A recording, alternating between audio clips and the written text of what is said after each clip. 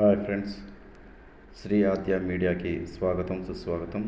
ఈరోజు మన వీడియోలో క్షీరసాగర మథనం స్టోరీ గురించి మొత్తం మీకు వివరించి చెప్తాను.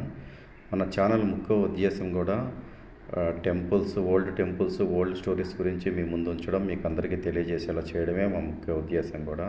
మీరందరూ సహకరిస్తారని, మన ఛానల్ని లైక్ చేసి, షేర్ చేసి, సబ్స్క్రైబ్ చేస్తారని, మరి ఇన్ని మంచి ప్రోగ్రామ్స్ చేసేదానికి మాకు సహకరిస్తారని కోరుకుంటూ వీడియోలోకి వెళ్ళిపోతాం.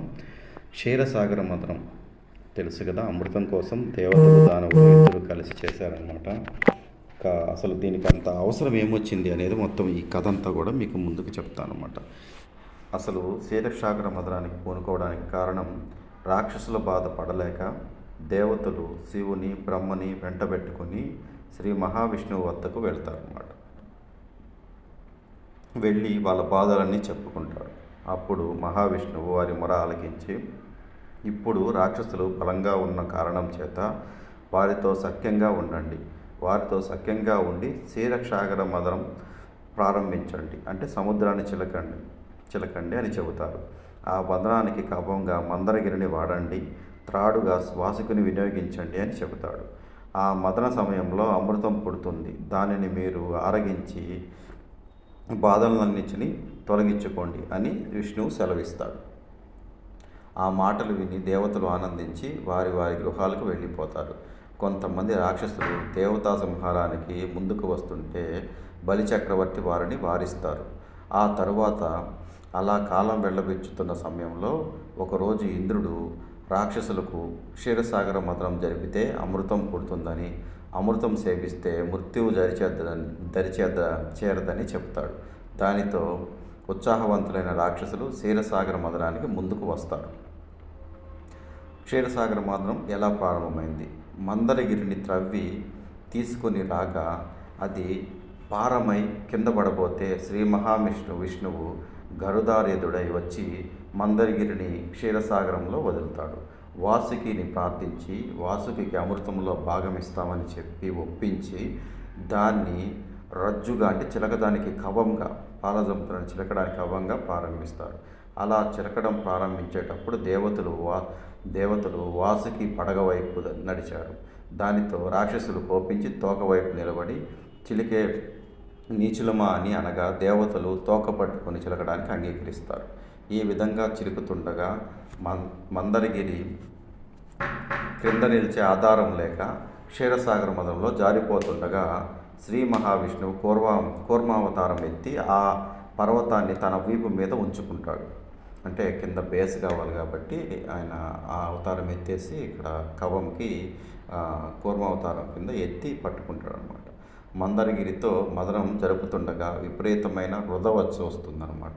ఆ వృధకు అంటే శబ్దం వస్తుంది. ఎన్నో జీవరాశులు మరణిస్తారు. చిలుకుతూ ఉండగా ముందు ఆలాహలం విషం పుడుతుంది. ఆ ఆలాహలాన్ని సర్వాన్ని నాశనం చేస్తుంటే దేవదానవులకు తోచక బ్రహ్మ వద్దకు వెళ్తారు.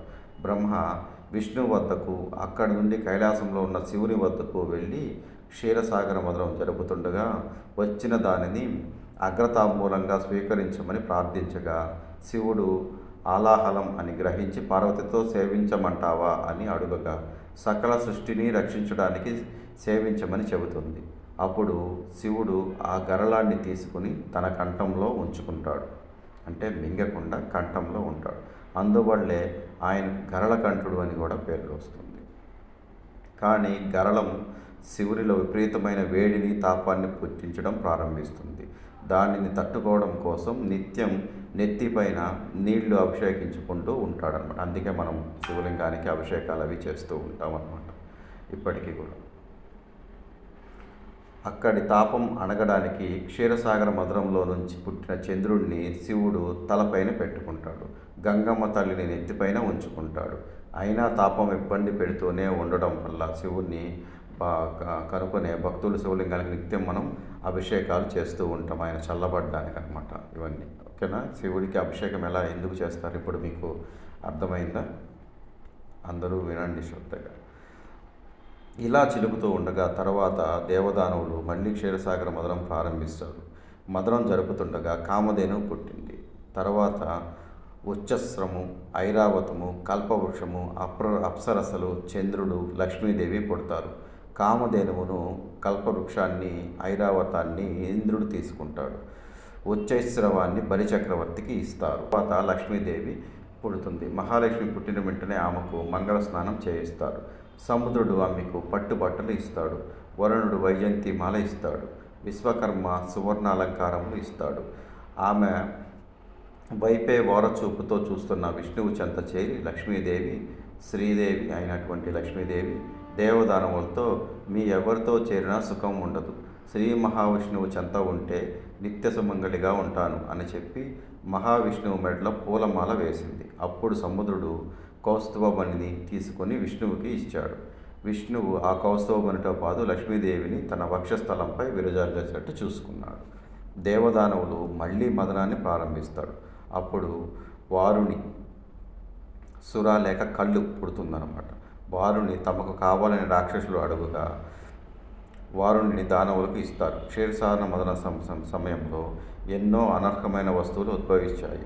అన్నిటినీ దేవతల్లోని ముఖ్యులు పంచుకున్నారు. రాక్షసులకు మాత్రం సురాభాండాన్ని ఇచ్చారు. స్వేచ్ఛగా సురను త్రాగి సాగర మదనం చేసిన శ్రమను పోగొట్టుకున్నారన్నమాట. క్షీరసాగర మదన సమయంలో పుట్టిన అనర్ధరత్నాలు అప్సరసలు రంభ, మేనక, అగ్రజ, తిలోచ, సురుచి, చిత్రలేఖ, కౌస్తుభము, ఉచ్చైమము, కల్పవృక్షము, కామధేనువు, ఐరావతము, లక్ష్మీదేవి, పారిజాత వృక్షము, ఆలాహలము, చంద్రుడు, ధన్వంతరి, అమృతము ఇవన్నీ కూడా మనకి పాలసముద్రం చిలకడం ద్వారా పుడుతుందన్నమాట.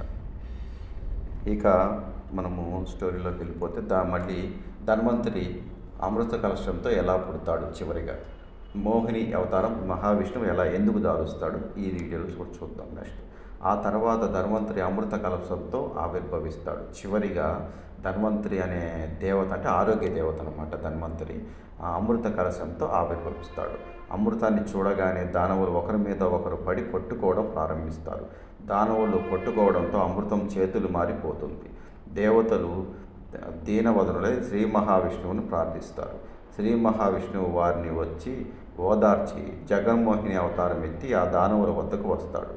జగన్మోహిని రూపుడైన శ్రీ మహావిష్ణువు వయ్యారాలు వలకబోసుకుంటూ అటూ ఇటూ తిరుగుతుంటే రాక్షసులందరూ జగన్మోహిని వెంటపడి అప్పటి వరకు కథ జరిగిన గాథ చెప్పి దేవదానవులు అన్నదమ్ములు అవుతారని, సాగర మదనం వల్ల అమృతం వచ్చిందని, ఆ అమృతాన్ని వారిద్దరికీ పంచమని కోరుతారు. అంటే చిలకడం వల్ల ఎందుకు చిలికారు, అమృతం ఎలా వచ్చిందని ఇదంతా ఈమెకి చెప్తారన్నమాట. మోహిని అవతారం ఉన్న మహావిష్ణువుకి దేవదానవులు ఈ దానవులు అనేవాళ్ళు చెప్తారు. రాక్షసులు అమృతాన్ని వాళ్ళిద్దరికీ పంచమని కోరుతారు. అప్పుడు ఆ జగన్మోహిని దేవదానవులను 2 భక్తుల్లో అంటే 2 వరుసల్లో కూర్చోబెట్టి దర్భల మీద అమృత కలశాన్ని పెట్టి దేవతలకు అమృతం పోస్తూ దానవులకు తన వయ్యారాలతో పెడుతూ ఉంటుంది. రాహువు అనే రాక్షసుడు ఇది గ్రహించి దేవతల పంక్తిలో కూర్చుంటాడు. ఈ విషయాన్ని చూరసింధులు సైగ ద్వారా మహావిష్ణువుకు అంటే జగన్మోహినికి తెలుపుతాడు. మహావిష్ణువు సుదర్శన చక్రంతో వాడి తెగ నరుగుతాడు. ఈ విషయం పక్కన ఉన్న దానవులకు తెలియలేదు. అమృతం పంచడం అయిపోతుంది. జగన్మోహిని అదృశ్యమైపోతుంది. కానీ ఇప్పటికీ అమృతం తీసుకుని ఉన్నందున రాహువు చావలేదు. తల మొండెము విడిపోయి తల రాహువుగాను మొండెము కేతువుగాను పిలువబడుతూ వస్తుంటాయి. సూర్యచంద్రులు అపకారం చేశారనే ఉద్దేశంతో ప్రతి సంవత్సరం రాహుకేతువులు సూర్యచంద్రులను మింగటానికి ప్రయత్నిస్తూ ఉంటారు. దీన్ని మనం సూర్యగ్రహణం, చంద్రగ్రహణం అని కూడా అంటూ ఉంటాం. ఇంకా ఇప్పుడు వాసుకి మాట ఇచ్చారు కదా, వాసుకి అంటే పాముకి మాట ఇచ్చారు కదా ఇస్తామనేసి, వాసుకి కూడా అమృతాన్ని ఇవ్వరనమాట. పాముకి అలా ఇప్పుడు ఎందుకు ఇవ్వలేదు, అసలు ఇప్పుడు మనకి నా పాములకి నాలుక 2గా ఎందుకు చీలి ఉంటుంది అనేది కూడా ఈ విషయం మీద ఆధారపడి ఉంటుంది. జరిగిన విషయం అంతా చూసి వాసుకి తెల్లబోతాడు. క్షీరసాగర మదన సమయంలో కవ్వానికి త్రాడుగా ఉన్నందుకు తనకు వాటా ఇస్తామని అమృతం రాకపోయేసరికి ఏమీ చేయలేక అమృత కలశం పెట్టిన చోటుకు వెళ్ళి దర్భలను నోటితో నాకుతాడనమాట.